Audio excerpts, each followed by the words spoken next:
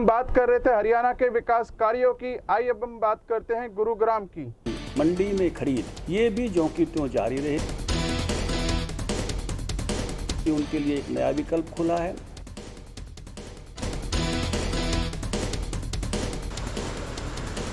गुरुग्राम में आज भाजपा के प्रदेश अध्यक्ष ओम प्रकाश धनखड़ पहुंचे।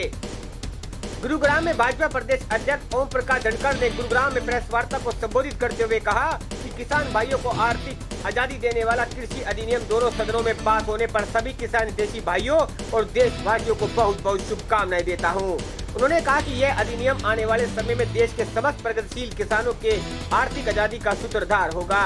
ओम प्रकाश धनखड़ ने कहा कि देश का किसान पुरानी विकल्प मंडी और MSP के साथ साथ आजादी के साथ अपना उत्पाद देश में कहीं भी अपने भाव से बेच सकता है, यानी मंडी भी रहेगी, न्यूनतम समर्थन मूल्य पर किसानों की फसल की खरीद भी जो की तो जारी रहेगी। केवल और केवल कांग्रेस की झूठ की पोल बहुत जल्द खुलने वाली है। ओम प्रकाश धनखड़ ने कहा कि देश में पहले ही से ही चाहे वे मत्स्य पालन हो या पोल्ट्री फार्म से जुड़े हुए किसान वर्ग हो, डायरेक्ट मार्केटिंग योजना के साथ अपना माल आर्थिक आजादी के साथ बेचकर मुनाफा कमा रहे हैं। भाजपा अध्यक्ष ने कहा कि इस अधिनियम को लेकर विपक्षी दल झूठ और भ्रम फैलाकर किसान भाइयों को भ्रमित करने का असफल प्रयास कर रहे हैं और अपनी राजनीति रोटियां सेक रहे हैं। किसान अब जागरूक हो चुका है और विपक्ष के बहकावे में आने वाला नहीं है। किसानों को एक नया विकल्प दिया है। मैं विकल्प शब्द का इस्तेमाल कर रहा हूं क्योंकि पहले वाला विकल्प है ही। जो आज नया विकल्प ये दिया है कि वो डायरेक्ट मार्केटिंग पूरे देश में कर सकते हैं।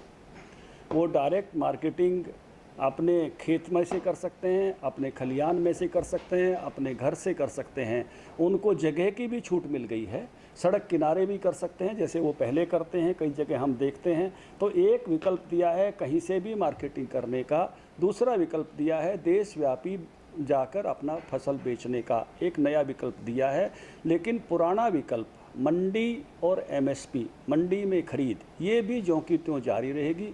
इसका भी प्रधानमंत्री जी ने भी इसके बारे में आश्वस्त किया है, कृषि मंत्री जी ने भी आश्वस्त किया है। इसलिए आज मैं किसान भाइयों को बधाई देता हूं कि उनके लिए एक नया विकल्प खुला है। मैं प्रधानमंत्री जी का, कृषि मंत्री नरेंद्र तोमर जी का भी आभार व्यक्त करता हूं कि एक नए विकल्प के लिए उनको साधुवाद।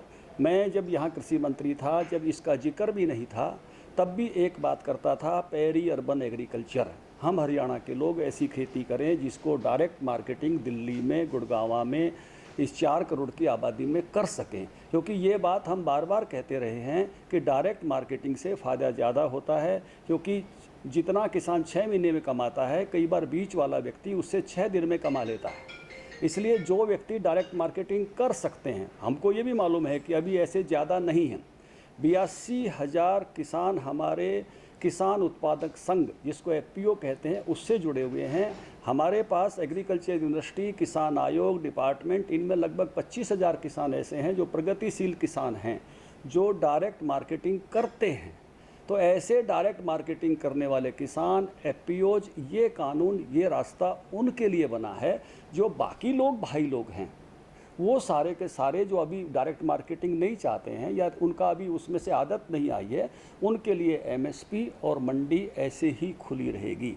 जो आंदोलन है आज का, इससे पहले भी शुरू किया, वो केवल और केवल एक भ्रम उत्पन्न करने के कारण से खड़ा किया गया है। एक भ्रम उत्पन्न किया जा रहा है और भ्रम उत्पन्न ये किया जा रहा है कि इसके खुलने से आपके पुराने सिस्टम पर असर पड़ जाएगा, जबकि प्रधानमंत्री जी बाकी सब आश्वस्त कर रहे हैं कि पुराना सिस्टम ज्यों का त्यों जारी रहेगा। इस झूठ की पोल जो कांग्रेस के लोग बोल रहे हैं, वो अभी अक्टूबर में खुल जाएगी, क्योंकि सारी की सारी खरीद अक्टूबर में होती है।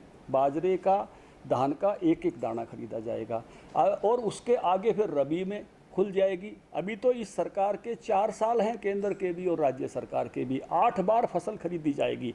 तो जो आज झूठ बोल रहे हैं, ये फिर कहाँ मुंह छुपाएंगे? जो आज झूठ बोलकर अपनी राजनीति के लिए रोटियां सेक रहे हैं, तब कहाँ मुंह छिपाएंगे? ये झूठ पर आधारित उनका आंदोलन है, केवल और केवल परसेप्शन खड़ा कर रहे हैं इस प्रकार का राजनीतिक रोटियां सेकने के लिए।